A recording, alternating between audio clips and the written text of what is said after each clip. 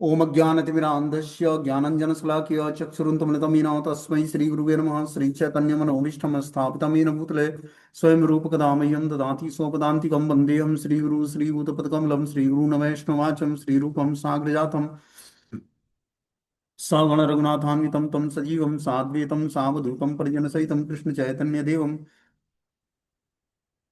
श्रीराधाकृष्णपादान् सगणललिता श्रीविशाखान्वितांश्च नारायणं नमस्कृत्यं नरं चैव नरोत्तमं देवीं सरस्वतीं व्यासं ततो जयमुदीरये सुन्वतां स्वकथा कृष्ण पुण्यश्रवणकीर्तनं हृदयन्तस्तु ह्य अवद्राणि विधनोति सरस्वतां नष्टप्रायस्य भद्रेषु नित्यं भागवत सेव्या भगवती उत्तम श्लोके भक्तिर्भवति नैष्टिकी तदा रजस्तम उमा कामलोभादयश्चेत् चेत् एतेन निरावृतं स्थित सत्त्वे प्रसिद्धति एवं प्रसन्न मनसो भगवद्भक्ति योगता भगवतत्त्वविज्ञानामुक्तसङ्गस्य जायते विद्यन्ते हृदयं ग्रन्थि छिद्यन्ते सर्वसंशयं क्षीयन्ते चास्य कर्माणि दृष्ट्वा एवात्मनिःश्रये धर्मा प्रोजितो कैटभो नत्रो परमो निर्मत्सराणां सतां वेद्यं वास्त्रमत्रवस्तु सिद्धं तापत्रय उन्मूलनं श्रीमद्भागवतं प्रमाण अम्लं प्रेमोपमार्थो महान् श्रीचैतन्य महाप्रभु मद्मिदं तत्रादरुणापर हे कृष्ण करुणा सिंधु दीनबंधु जगत्पतये गोपेश गोपिका कांत राधा कांत नमस्तुते तप्त कांचन गौरांगे श्री राधे वृंदावनेश्वरी वृषभानुसुते देवी प्रणमामि हरिप्रिये वाञ्छाकल्पतरुभ्यश्च कृपा सिन्धुभ्येव च पतितानां पावनेभ्यो वैष्णवेभ्यो नमः। जय श्री कृष्ण चैतन्य प्रभु नित्यानंद श्री अद्वैत गदाधर श्रीवासादि श्री गौर भक्तवृंद। हरे कृष्ण कृष्ण कृष्ण हरे राम राम राम हरे हरे। तो इसमें आज हम लोग को श्रीमद् भागवतम का स्कंद संख्या 8 अध्याय संख्या 3 और श्लोक संख्या 30 नंबर पढ़ना है। टाइटल है गजेंद्र की समर्पण स्तुति। गजेंद्र भगवान को समर्पण कर देता है। कब?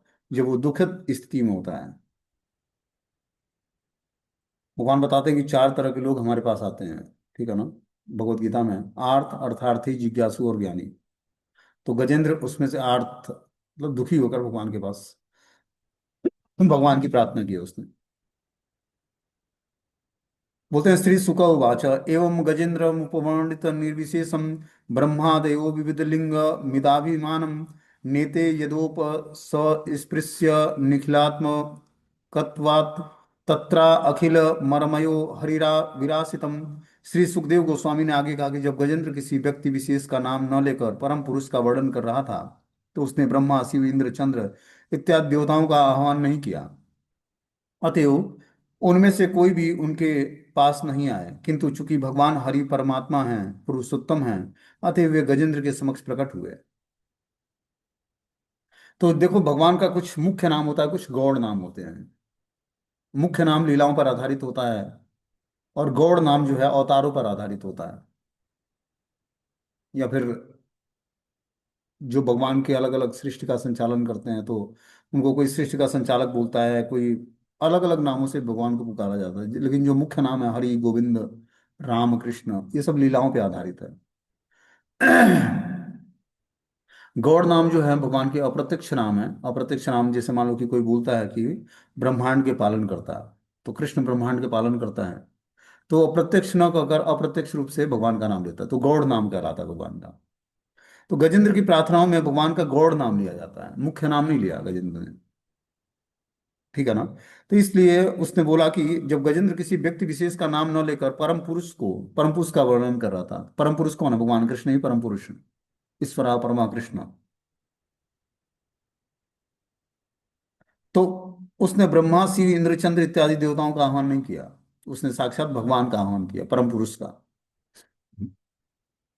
अतएव इनमें से कोई भी उसके पास नहीं आया, किंतु चूंकि भगवान ही हरि परमात्मा पुरुषोत्तम है, अतएव वे गजेंद्र के समक्ष प्रकट हुए। गजेंद्र के वर्णन से लग रहा था कि वह किसी परम सत्ता को लक्ष्य कर रहा है। यद्यपि उसे यह कोई पता न था कि परम सत्ता कौन है, उसने अटकल लगाई ऐसा कोई परम सत्ता अवश्य है जो सबों के ऊपर है।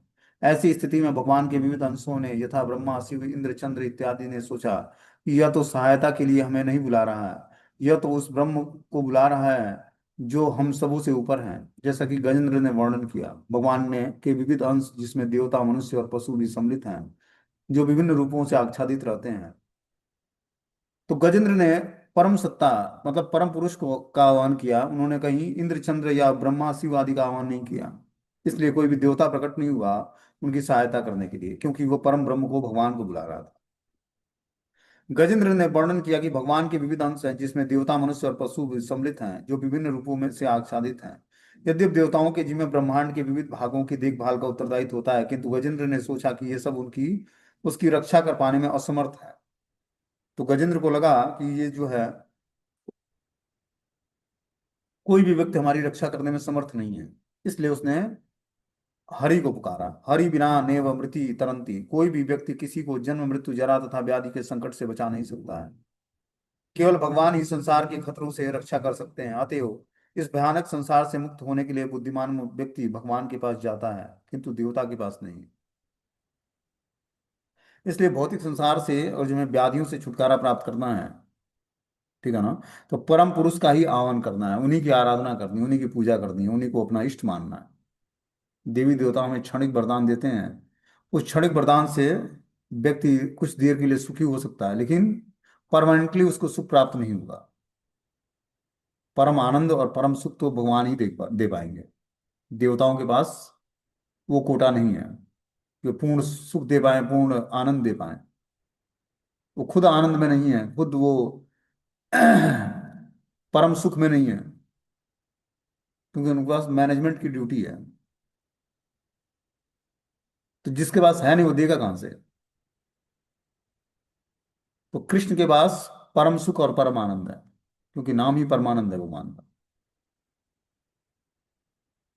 तो वही परमानंद दे सकते हैं, जिसके पास परम आनंद है वही परमानंद को प्राप्त प्रदान कर सकता है।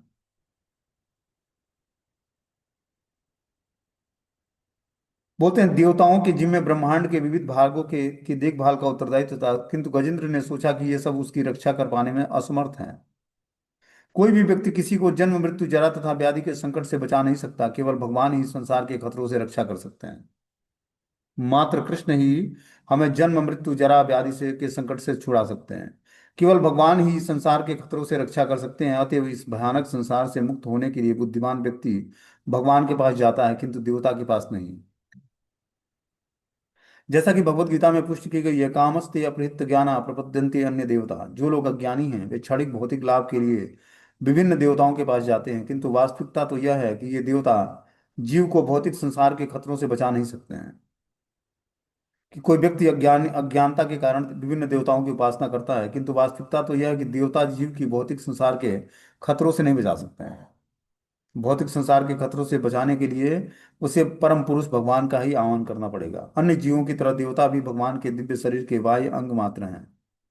जैसा कि वैदिक मंत्रों में कहा गया है, स आत्मा अंगान अन्यान्य देवता। शरीर के भीतर आत्मा रहता है और शरीर के विभिन्न भाग जैसे हाथ, पांव, बाह्य हैं। इसी प्रकार समग्र विश्व की आत्मा नारायण या भगवान विष्णु हैं, और सारे देवता मनुष्य या अन्य जीव उनके शरीर के अंग हैं। तो यहाँ पर तुलनात्मक भाव प्रदर्शित किया गया है कि जिस तरह शरीर में हाथ, पांव और बहुत सारे अंग होते हैं, उसी तरह आत्मा भगवान नारायण या विष्णु हैं, और सारे देवता शरीर के अंग मात्र हैं। सारे देवता या मनुष्य या अन्य जीव।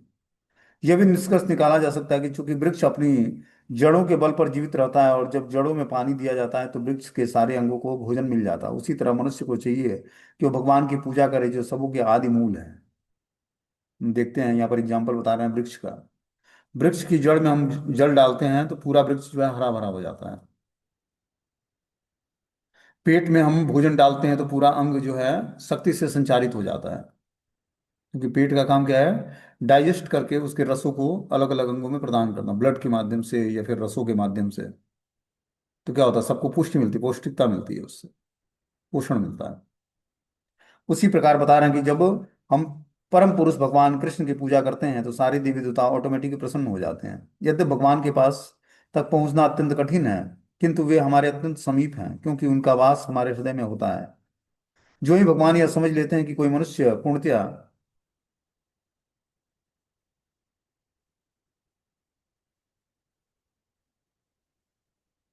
बोलते हैं, जो ही भगवान यह समझ लेते हैं कि कोई मनुष्य पूर्णतया उनकी शरण में आकर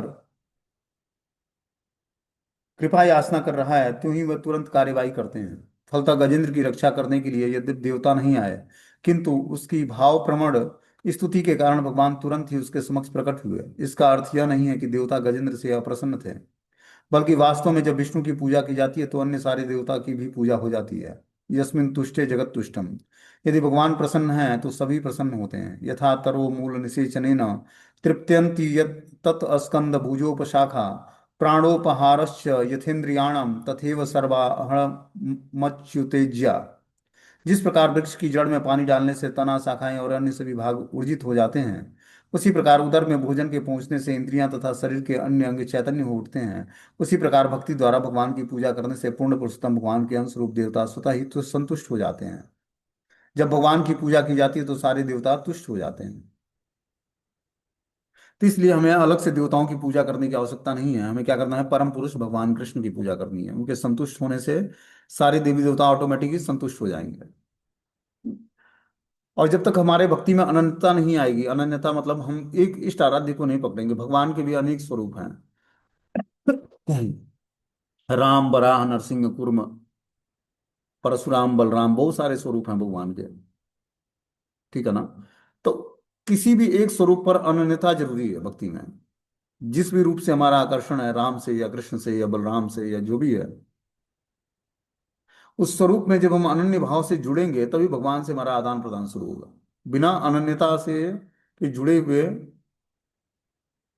हम भगवान की अनन्य भक्ति को नहीं प्राप्त कर सकते हैं। इसलिए एक निष्ठता जरूरी है। एक निष्ठता मतलब एक स्वरूप पे भगवान के एक निष्ठ हो जाना, और उसी स्वरूप की पूजा, उसी स्वरूप की आराधना, उसी स्वरूप की स्तुति, उसी स्वरूप से प्रार्थनाएं, सब कुछ उसी स्वरूप से करना है। तब जाकर हमारे अंदर निष्ठा भक्ति का जागरण होगा, एक निष्ठ हो पाएंगे हम। जैसे एग्जाम्पल बताते हैं आचार्यगण कि जैसे स्त्री होती है वो एक पतिव्रता होती है। पतिव्रता मतलब एक पुरुष से उसका विवाह होता है, उसी के साथ उसने पूरा जीवन गुजारने का निश्चय ले लिया, निर्णय ले लिया। तो एक निष्ठता पूर्वक उससे जुड़ी होती है। और चेस्ट लेडी बहुत ही पवित्र होती है। तो इस प्रकार जब हमारे अंदर एक निष्ठता आएगी भगवान के प्रति, तो क्या होगा, हम भी भगवान के प्रति वफादार हो जाएंगे। और रिलेशनशिप में वफादारी आवश्यक है, चाहे भगवान के साथ रिलेशनशिप बनाना हो या भौतिक संसार में हम देखते हैं पति पत्नी, दोस्त मित्रों के बीच में जो रिलेशनशिप होता है उसमें वफादारी बहुत इंपॉर्टेंट होता है। ठीक है ना। वफादारी मतलब बहुत ही हृदय से समर्पण, एक दूसरे के प्रति सेवा का भाव, ये होना आवश्यक है। वफादारी का मतलब सेवा का भाव डेवलप करना, समर्पण होना।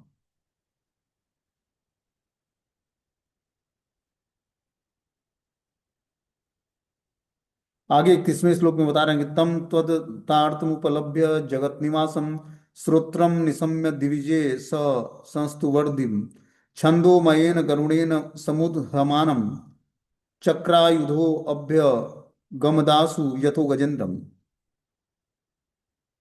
गजेंद्र के प्रार्थना करने के कारण उसकी विकट स्थिति को समझने के पश्चात सर्वत्र निवास करने वाले भगवान हरि उन देवताओं समेत वहां प्रकट हुए जो उनकी स्तुति कर रहे थे।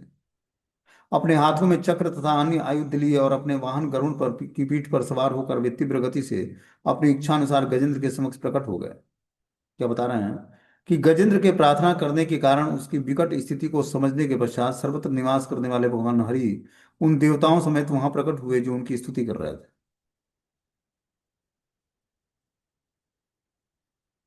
तो गजेंद्र जब प्रार्थना कर रहा था तो भगवान ने उसकी विकट स्थिति को समझ लिया कि क्यों ये प्रार्थना कर रहा है, क्योंकि इस समय ये मुसीबत में है। भगवान हरि समस्त देवताओं समेत वहां प्रकट हो गए और उसकी स्तुति कर जो उनकी स्तुति कर रहे थे। अपने हाथों में चक्र और अन्य आयुध लिए अपने वाहन गरुड़ की पीठ पर सवार होकर वे तीव्र गति से अपनी इच्छानुसार गजेंद्र के समक्ष प्रकट हो गए। भगवान गरुड़ पर बैठे हुए शंख चक्र गदा पद्म धारण किए स्वयं नारायण ही उस गजेंद्र के सामने प्रकट हो जाते हैं। श्री विश्वनाथ चक्रवर्ती ठाकुर ने विशेष रूप से संकेत दिया है कि चूंकि गजेंद्र अत्यधिक संकट में था और भगवान से कृपा करने के लिए प्रार्थना कर रहा था, अतः देवता वहां जाने से सकुचाए। यद्यपि वे रक्षा करने के लिए तुरंत जा सकते थे, क्योंकि उन्होंने सोचा कि गजेंद्र की प्रार्थना भगवान को लक्षित करके की गई है, अतः उन्होंने इसे अपमान समझा, किंतु यह स्वयं में एक अपराध था। फलस्वरूप जब भगवान वहां गए तो वे भी गए और उन्होंने भगवान की स्तुति की, जिससे उनका अपराध क्षमा हो जाए। तो जैसे मान लो कि कोई भक्त है भगवान का, कृष्ण का, उसके ऊपर कोई विपत्ति आती है तो देवताओं को भी या भक्तों को भी उसके उसको संकट से छुड़ाने का प्रयास करना चाहिए। अल्टीमेटली भगवान उससे प्रसन्न होते हैं। उसको और फंसाने का प्रयास नहीं करना चाहिए, उसको छुड़ाने का प्रयास करना चाहिए। यहाँ गजेंद्र के चरित्र में मिलता है कि गजेंद्र ने भगवान से प्रार्थना की। देवता कैपेबल थे उस गजेंद्र की रक्षा करने के लिए, लेकिन नहीं आए तो उन्होंने क्या किया, अपराध से क्षमा करने के लिए भगवान की स्तुति की कि हम लोग से अपराध हुआ है, क्योंकि गजेंद्र भगवान का भक्त था।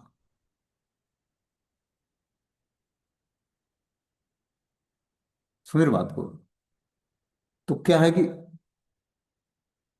किसी भक्त के ऊपर समस्या आती है, कोई समस्या में जूझ रहा है वो, अगला व्यक्ति सक्षम है, प्रार्थना कर सकता है या उसको सुरक्षा प्रदान कर सकता है, उसको अवश्य करना चाहिए, उसको और फंसाने का प्रयास नहीं करना चाहिए।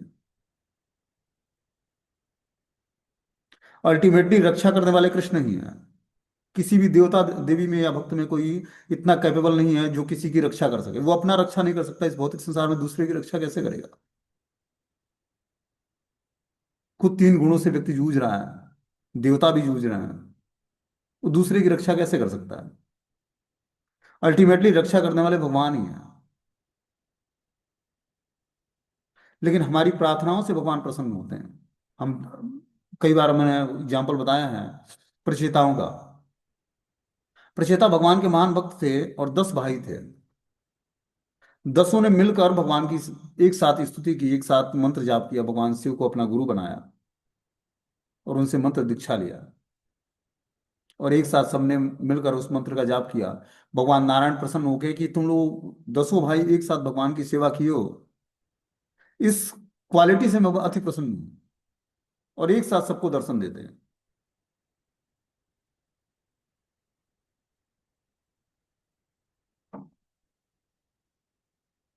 तो यूनिटी होनी चाहिए, लेकिन यूनिटी में मेंटालिटी सेम होनी चाहिए सबकी। जब तक अपना विचार एक दूसरे से मैच नहीं करेगा, उद्देश्य क्लियर नहीं होगा, तब तक यूनिटी नहीं हो सकती है। क्योंकि विचारों का मिलना बहुत ही आवश्यक है, और विचारों में क्या करना पड़ता है, सेक्रीफाइस करना पड़ता है। जो सीनियर्स हैं उसको सेक्रीफाइस करना पड़ता है जूनियर्स से। वो क्वालिटी सब में नहीं पाई जाती है। उसको सीनियरिटी अपना दिखाएगा तब कोई उसके साथ जुड़ेगा नहीं। उसको सेवा का भाव डेवलप करना पड़ेगा कि मैं सबका सेवक हूं। सीनियर मतलब सबका सेवक। भक्ति में जीवन में सीनियर बनने का मतलब है कि सबका सेवक बनना। अपने एग्जाम्पल से बताएगा वो कि किस तरह सेवा करनी है, तब अगला व्यक्ति छोटा वाला समझेगा। उस पर वो दबाव बनाना चाहेगा, प्रेशराइज करेगा उसको, तो वो भक्त नहीं बनेगा। वो खुद खुद उससे भगवान प्रसन्न नहीं होंगे, और अगला व्यक्ति भी भक्त नहीं बने, उससे जुड़ेगा ही नहीं। आध्यात्मिक रास्ता क्या है, सेवा पर टिका हुआ है, प्रेम पर टिका है, संबंधों पर टिका है। जहां प्रेम नहीं है, संबंध नहीं है, तो दादागिरी से भक्ति में कोई जोड़ नहीं सकता किसी को।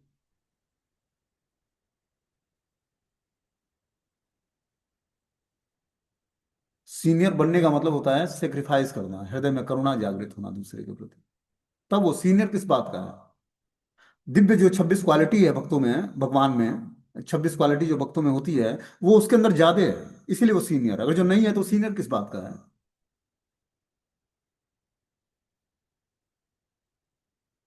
सीनियर उसको बोलते हैं जिसके अंदर दिव्य क्वालिटी समावेशित हो गई है,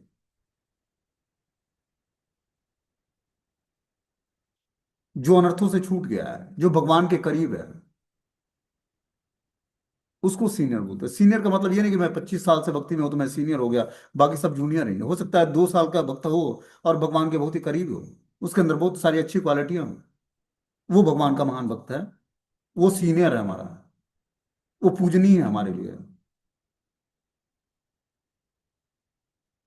सीनियरिटी इस पर डिपेंड नहीं करती कि मैं 25 साल पहले दीक्षा ले लिया और बहुत सुंदर लेक्चर दे लेता हूँ, ये हमारी सीनियरिटी का पोजीशन नहीं है।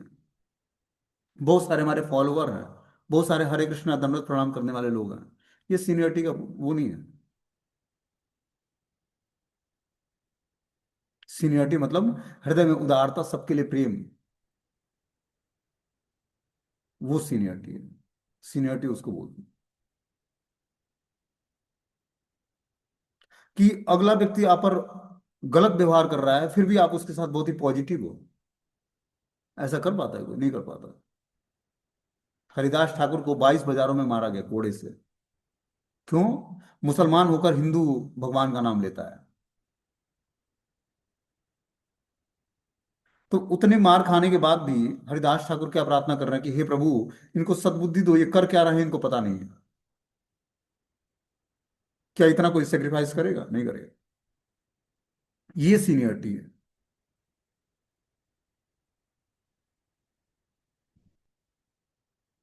टांग खींचना सीनियरिटी नहीं है। कि हमारी बुद्धि बहुत ही प्रखर है, मैं किसको किसी तरह घुमाकर, और सेवा से जोड़ना है, प्रेम से जोड़ना है। जहां सेवा नहीं है, प्रेम नहीं है, वहां कोई किसी की नहीं सुनता है। पहले सीनियर्स को सेवा करके दिखाना होता है। सेवा लेकर नहीं, सेवा करके दिखाना होता है।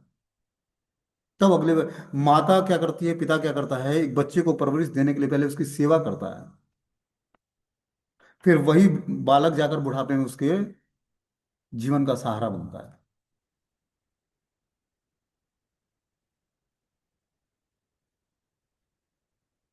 विदेश आचार्य जाते हैं, तो सब सर्वप्रथम जब आचार्य गए विदेश तो क्या किया? उन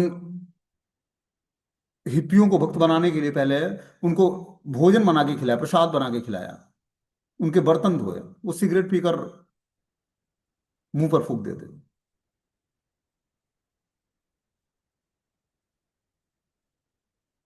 उनको भोजन बना के खिलाया, प्रसाद खिलाया बना के, उनके बर्तन धोए, उनके सामने बैठ के कीर्तन किया। तब वो धीरे धीरे जुड़े, अपने जान देने के लिए तैयार हो गए। ये है भक्ति। ये है प्रेम हर जीवात्माओं से। सेवा लेने के लिए नहीं, सेवा करने के लिए उत्सुक होना पड़ेगा। सीनियर्स मतलब सेवक। वो और ज्यादा उसके अंदर सेवा भावना, इसलिए तो सीनियर है वो।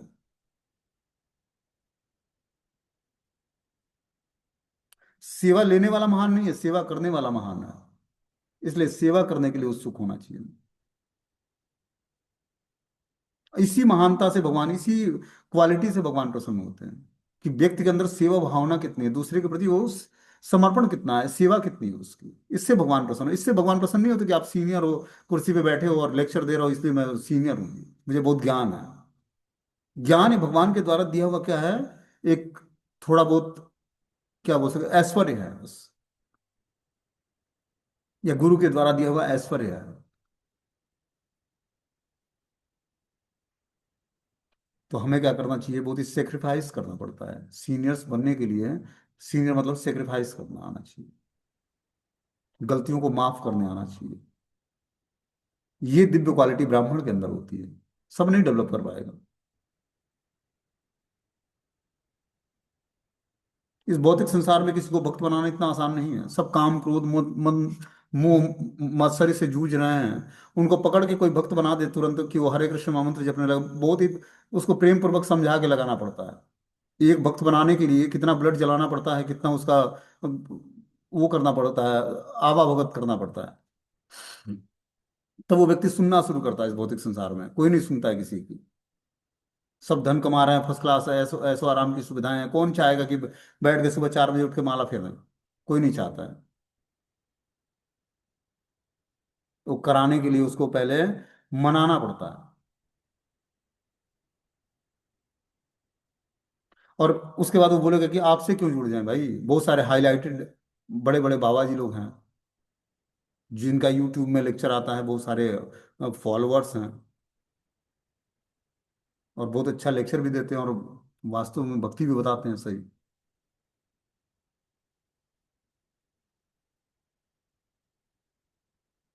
तो बहुत ही मुश्किल है किसी को भक्त बनाना।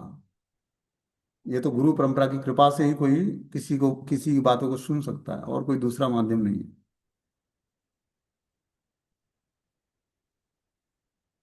बोलते हैं गजेंद्र के प्रार्थना करने के कारण उसकी विकट स्थिति को समझने के पश्चात सर्वत्र निवास करने वाले भगवान हरि उस देवताओं समेत वहां प्रकट हुए जो उनकी स्तुति कर रहे थे। अपने हाथों में चक्र और अन्य आयुध लिए अपने वाहन गरुड़ की पीठ पर सवार होकर वे तीव्र गति से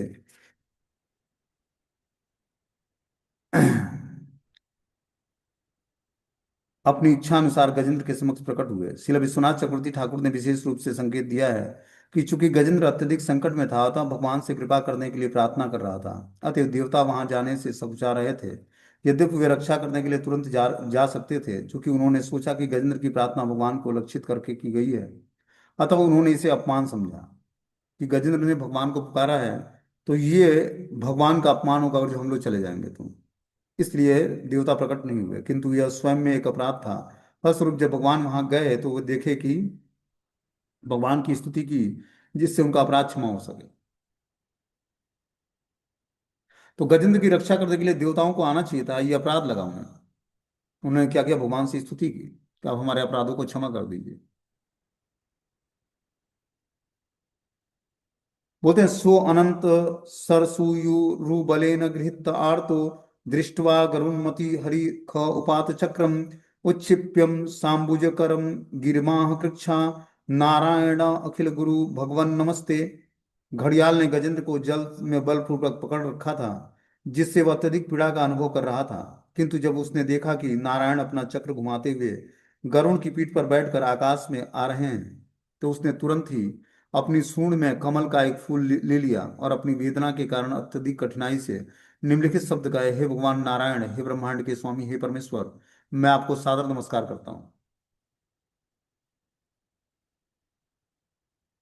तो बता रहे कि घड़ियाल ने गजेंद्र को जल में बलपूर्वक पकड़ रखा था, क्योंकि घड़ियाल जो है जल का पशु है, इसलिए उसने घड़िया गजेंद्र को बलपूर्वक जल में पकड़ रखा था, जिससे वह अत्यधिक पीड़ा का अनुभव कर रहा था। घड़ियाल के पकड़ने से गजेंद्र जो है अत्यधिक पीड़ा का अनुभव कर रहा था। किंतु जब उसने देखा कि नारायण अपना चक्र घुमाते हुए गरुड़ की पीठ पर बैठकर आकाश में आ रहे हैं, तो उसने तुरंत ही अपनी सूंड से कमल का एक फूल ले लिया और अपनी वेदना के कारण अत्यधिक कठिनाई से निम्नलिखित शब्द कहे, हे भगवान नारायण, हे ब्रह्मांड के स्वामी, हे परमेश्वर, मैं आपको सादर नमस्कार करता हूँ। तो जैसे ही गजेंद्र को दिखा कि भगवान गरुड़ की पीठ पर बैठकर नारायण आ रहे हैं हमारी रक्षा के लिए, तो जल्द से अपने सूंड से एक फूल उठाता है कमल का और भगवान के लिए अर्पित करके प्रार्थनाएं करता है और भगवान को नमस्कार करता है। गजेंद्र भगवान का दर्शन पाने के लिए अत्यधिक इच्छुक था कि जब उसने भगवान को आकाश में आते हुए देखा तो उसने अत्यंत पीड़ा से तथा मंद स्वर से भगवान को नमस्कार किया। भक्त भयावह स्थिति को भी भयानक नहीं मानता, क्योंकि ऐसे संकटपूर्ण स्थिति में अत्यंत आनंद से भगवान से प्रार्थना कर रहा होता है। इस प्रकार भक्त संकट को एक शुभ अवसर मानता है। तथ्य अनुकंपासु समीक्षमाणा। जब भक्त विकट संकट में होता है तो वह इस संकट को भगवान की महती कृपा मानता है, क्योंकि यह संकट निष्ठापूर्वक तथा एकाग्रचित्त से भगवान का चिंतन करने का अवसर प्रदान करता है। संकट की स्थिति में हम निष्ठापूर्वक तथा एकाग्रचित्त होकर भगवान के चिंतन में अपने चित्त को लगा सकते हैं, यह अवसर प्रदान करता है हमें। कब? जब भक्त विकट संकट में होता है, विकट परिस्थिति में हम और भगवान के करीब जा सकते हैं और निष्ठापूर्वक भगवान के चरणों में अपनी मति को लगा सकते हैं, चित्त को एकाग्र कर सकते हैं। तत्ते अनुकंपासु समीक्षमाणो भुंजान एवात्मकृतम विपाकम। जब भगवान पर दोषारोपण नहीं करता, उनके कारण भक्त ऐसी संकटपूर्ण स्थिति में फंस गया, प्रत्युत वह अपनी संकटपूर्ण स्थिति को अपने विगत दुष्कर्मों का फल मानता है और इस अवसर को भगवान की प्रार्थना करने का सुयोग्य समझता है। तो जब वक्त पर विपत्ति आती है तो भगवान को दोष नहीं देता है कि भगवान के कारण ही विपत्ति आई है। जैसे हम देखते हैं भौतिक संसार में, जब विपत्ति आती है तो उसको लगता है कि भगवान के कारण आ रहा है, और जब अच्छी स्थिति होती है तो उसको लगता है कि मैं इस समस्त कारणों का कारण हूं। और विपत्ति के समय समस्त कारणों के कारण भगवान है, तो भगवान पर ब्लेम करता है जीवात्मा। इस अवसर को भगवान की प्रार्थना करने के योग्य समझता है और भगवान को धन्यवाद देता है, उसे ऐसा ऐसा अवसर मिला। जब भक्त इस प्रकार रहता है तो उसकी मुक्ति भगवत धाम पुनरागमन सुनिश्चित रहती है। हम इसकी सत्यता गजेंद्र के उदाहरण से समझ सकते हैं, क्योंकि उसने अत्यंत आतुरता से भगवान की प्रार्थना की और इस तरह उसे तुरंत भगवत धाम लौटने का अवसर प्राप्त हो पाया। तो प्रार्थनाएं बहुत ही इंपॉर्टेंट है। जब हम भगवान से प्रार्थनाएं अर्पण करते हैं तो भगवान उस प्रार्थनाओं को सुनते हैं। तो गजेंद्र जब आतुरता के साथ भगवान से प्रार्थना करने लगा तो इस प्रकार उसे तुरंत भगवत धाम लौटने का अवसर प्राप्त हो गया। तो हमारे जीवन में भी, भक्तों के जीवन में भी विपरीत परिस्थिति आती है। विपरीत परिस्थिति में जब हम भगवान से प्रार्थनाएं करते हैं तो भगवान उस विपरीत परिस्थिति को मंगलकारी बना देते हैं। विपरीत परिस्थिति हमारे जीवन में क्यों आती है? एक तो भगवान के द्वारा कभी एग्जाम होता है, दूसरा अपने कर्मों के कारण जीवन में विपरीत परिस्थिति आती है। दो कारण से विपरीत परिस्थिति आती है। एक बार भगवान विपरीत परिस्थिति देकर भक्त का एग्जाम लेते हैं कि किस लेवल पर है भक्त, इसको कहाँ पहुंचाना है और कहाँ अटका पड़ा है।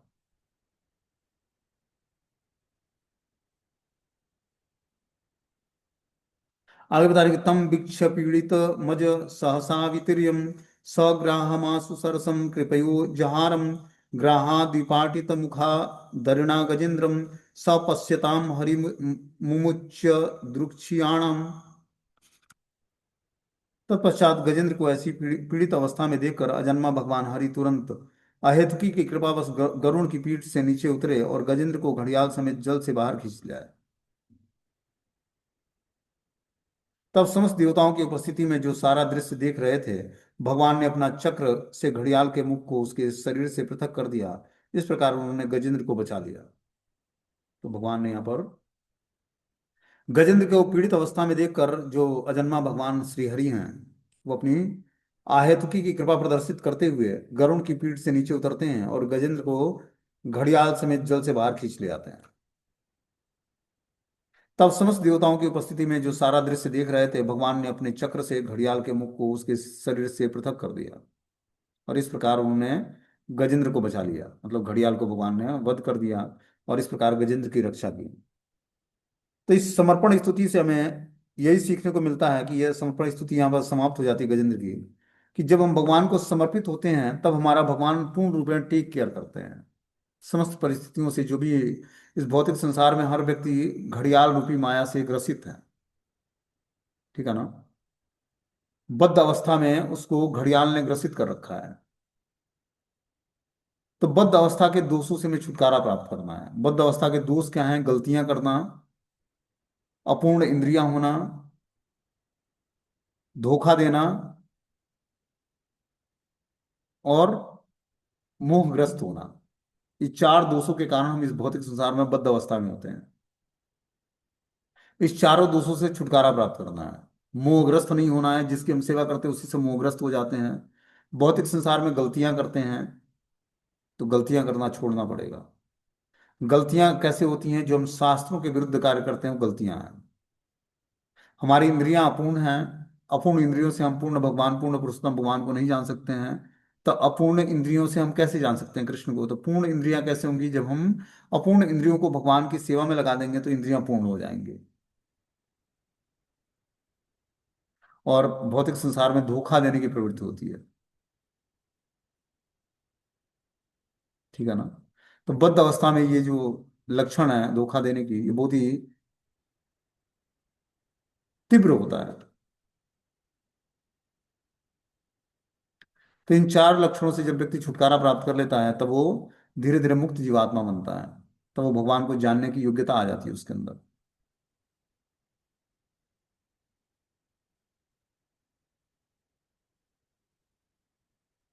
ठीक है, हरे कृष्ण। अब अगला अध्याय गजेंद्र का वैकुंठ गमन, इसका मैं समरी बताता हूँ और कल इस पे विस्तृत चर्चाएं होंगी। बोलते हैं इस अध्याय में गजेंद्र तथा घड़ियाल के पूर्व जन्मों का वर्णन हुआ है। इसमें बताया गया कि किस तरह घड़ियाल गंधर्व और गजेंद्र भगवान का पार्षद बना। गंधर्व लोक में हुहु नाम का एक राजा रहता था। एक बार जब वो स्त्रियों के साथ जल क्रीड़ा कर रहा था तो उसने स्नान करते हुए देवल ऋषि का पांव खींच लिया। इस पर ऋषि अत्यंत क्रुद्ध हो गए और उन्हें तुरंत घड़ियाल बनने का श्राप दे दिया। जब हुहु को इस तरह श्राप मिल गया तो वह अत्यधिक दुखी हुआ और उसने ऋषि से क्षमा याचना की। ऋषि को दया आ गई, अतः उन्होंने वरदान दिया कि जब गजेंद्र का उद्धार भगवान द्वारा होगा तो वह मुक्त हो जाएगा। इस तरह जब नारायण ने घड़ियाल को मार डाला तो उसका उद्धार हो गया। भगवान की कृपा से जब गजेंद्र वैकुंठ में भगवान का नित्य सिद्ध पार्षद बना तो उसने चार हाथ मिल गए। यह उपलब्धि सारूप्य मुक्ति कहलाती है। नारायण के ही समान आध्यात्मिक शरीर प्राप्त करके करने की मुक्ति। यह गजेंद्र पूर्व जन्म में भगवान विष्णु का महान भक्त रहा था। उसका नाम इंद्रदुम्न था। वह तामिल देश का राजा था। वैदिक सिद्धांतों का पालन करते हुए इस राजा ने गृहस्थ जीवन त्याग दिया था और वह मलयांचल पर्वत की एक छोटी छोटी सी कुटी बनाकर मौन भाव से भगवान की सदैव पूजा करने लगा। एक बार अगस्त्य ऋषि अपने अनेक शिष्यों समेत इंद्रद्युम्न के आश्रम पधारे, किंतु भगवान के ध्यान में तल्लीन रहने के कारण वह राजा उनका उचित सत्कार न कर सका। अतएव ऋषि अत्यधिक क्रुद्ध हो गए और उन्होंने राजा को आलसी हाथी बनने का श्राप दे दिया। इस श्राप के अनुसार राजा ने हाथी के रूप में जन्म लिया और वह भक्ति के अपने पहले सारे कार्यों को भूल गया। तो भी अपने हाथी जन्म में वह घड़ियाल ने उस पर घोर आक्रमण किया तो उसे अपना भक्ति पूर्ण पूर्व जीवन याद आया। उस जीवन में उसने जो स्तुति सीखी थी उसका स्मरण किया। इस स्तुति के कारण उसे पुनः भगवत कृपा प्राप्त हो गई। इस तरह तुरंत उसका उद्धार हो गया और वो भगवान का एक चतुर्भुज पार्षद बन गया। श्री सुखदेव गोस्वामी ने इस अध्याय का समापन हाथी के सौभाग्य वर्णन के साथ किया है। उनका कथन है कि गजेंद्र मोक्ष की कथा सुनने से मनुष्य को भी उद्धार का अवसर प्राप्त होता है। सुखदेव गोस्वामी इसका स्पष्ट पूर्णतया वर्णन करते हैं और इस अध्याय का समापन हो जाता है। तो इसको हम लोग कल विस्तृत विस्तार पूर्वक सुनेंगे। बोलते हैं गजेंद्र मोक्ष की कथा सुनने से मनुष्य को भी उद्धार का अवसर प्राप्त होता है। वो भी अपने पाप कर्मों से छूट जाता है, उसको उद्धार होने के चांसेस मिलते हैं, अवसर मिलता है। ठीक है, हरे कृष्णा।